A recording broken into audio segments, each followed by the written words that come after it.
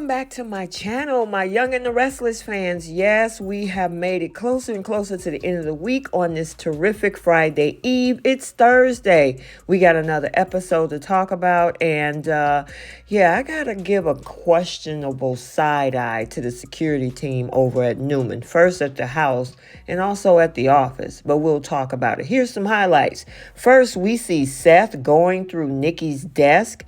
Jack offers Diane the Co-CEO position, and then we get a weird reaction from Kyle. And then we have this interaction that Tucker has with Kyle and Audra, pretty much telling him he's going to end up alone. So without any further ado, let's unpack this Genoa City drama for January 18th. So let's head over to the Abbott estate first, where we see Jack confiding in Diane about a friend, quote unquote, struggles and his willingness to help. Now, Diane promises to keep it confidential, but before he could share more, Jack opens up about his past addiction to painkillers and how it affected his relationship with Kyle. And Diane is surprised, but she supports him. Now, Jack also reveals that he's now in a position to offer guidance and support to who? Nikki, who has had relapses. Now, Diane is concerned about Jack getting involved. And I would say the same thing, too. I mean, you're talking about another man's wife that you're trying to help. I know all of y'all are friends, but I don't know if Victor will have an issue with this. I guess it remains to be seen. However, she feels that it might reawaken his addiction. However, Jack assures her that he can handle it and appreciates all of her support. Now, here's what I mean about giving a questionable side eye to the security team. Because meanwhile, Seth is caught searching in Nikki's office for a drink. Now, I understand maybe the assistant let him in, or maybe she told him to sit down and he just decided to go in there himself. But yeah, he's rifling through her stuff. Okay. Nikki confronts him about his relapse and urges him to attend the meeting. She explains that he cannot be her sponsor anymore, and Seth admits that he needs a friend. This is when we see Audra interrupting their conversation, offering her help and sharing her own experience with her father's alcoholism. I guess there is no subtlety when it comes to Jack. He sends a random text over to Nikki talking about we need to talk, and she's like, really? I know what this is about. So now we're back over at the Abbott estate, and Jack is thanking Diane for her understanding, and she leaves to meet Kyle. Nikki shows up, and Jack said, look, just play it cool. He asked Nikki for permission in their conversation to help her through her struggles. Now, Nikki feels exposed, assuming Lauren has shared everything, which she has. Jack offers his support, expressing concern for her well-being.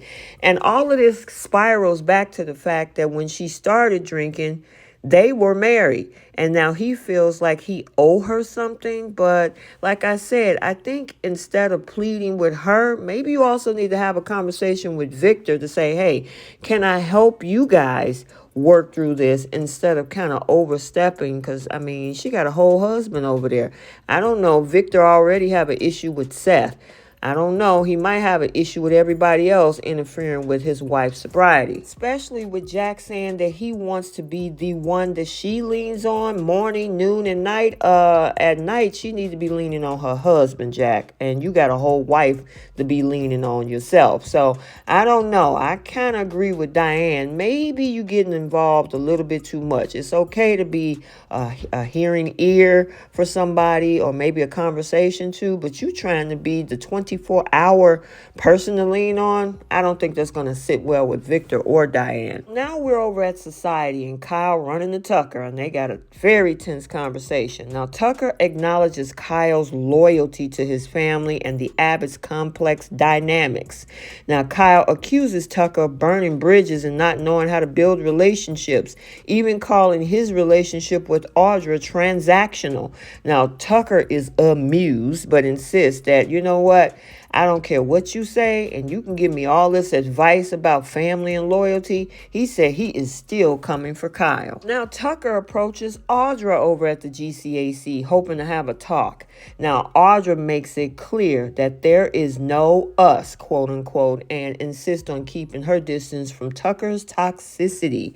Now, she rejects his business plans with having her part of Glissade and advises him to also cut ties with Ashley for clarity. Audra believes that Tucker's fate is to be alone, and she walked away. So now Nikki returns to her office, and I'm wondering how she's feeling about Lauren telling the business. She was supposed to keep that between the two of them and confidential. Yep, she calls Lauren for a meeting. So now we're over at Society, where Diane expresses concern to Kyle about Jack putting himself in a complicated position, while Kyle reveals a change of heart about the COO job and the CEO job over at Jabot. He suggests making his mom co-CEO and pushes it for, during a conversation with Jack. Kyle is determined to ensure that his mom get that position. Jack shows up. Diane and Kyle discuss the job. Kyle is trying to get his 2 words in to suggest giving it to his mom. However, something weird happens I don't think this is what Kyle expected. How did it go with your friend? Well, things are still a bit up in the air, but I'm hopeful I can help. What were the 2 of you discussing? Replacement for Billy as co-CEO. No, we don't need to get into that right now. I know you need more time. Actually, I don't. I've been doing a lot of thinking, and I've come to a decision. Say anything. I have something. Let me go first. You have come a long way toward proving yourself to me in these last few months. Galvanizing us all against Tucker, showing the risks you're willing to take to protect the family company. Wow, you have no idea how much that means to me to hear you say that. Sounds like you found your new co-CEO. Indeed, I have. Before you tell us, Dad, hear me out. You should give the job to Mom. Wait, how did you know that? You already had that idea. Great minds. Jack, I'm really flattered, but Kyle is much more qualified. Stop, Mom. Stop. Look, I want this for you. Dad wants this for you. It's the right call. I absolutely agree. It is the dawn of a new era for Jabot. I don't understand what just happened. Kyle looked disappointed, of course, hinting underlying tension. Help me make sense of what just happened. He originally, before Jack got there, suggested that his mom take the co-CEO position. He was pleading with her. He wanted to put it on the table to Jack to put her in the position. Jack gave him a compliment. He received it. And then when Jack says, I was going to put your mom in there in the first place, he looked disappointed. So he wanted it to be his idea to put mom in?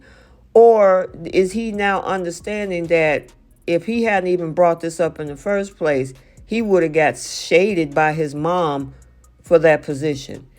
Yeah, he don't look too happy. I'm wondering if this is going to lead to something else. Kyle, listen, you asked for this. This is on you. You cannot be upset now that your mom got the job when you wanted her to have a job in the first place and said that you were okay staying in the COO position.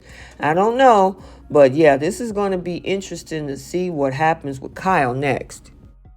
Okay, so there you have it. I got a question for you guys. What do you think about Seth going through Nikki's desk? Was he looking for alcohol for himself? Whether she still had alcohol, or was it something else? Because there's a lot of rumors out there that he might be working with Jordan. Also, this whole thing with Jack trying to be 24/7 support for Nikki, do you think that that's overstepping when it comes to Victor? And then the co-CEO position at Jabot. What do you think about Kyle's reaction? Why is he so disappointed when he put the offer on the table in the first place? Let me know your thoughts. So I hope you enjoyed this recap. Stick around. Stay for the bold and the beautiful recap also for today.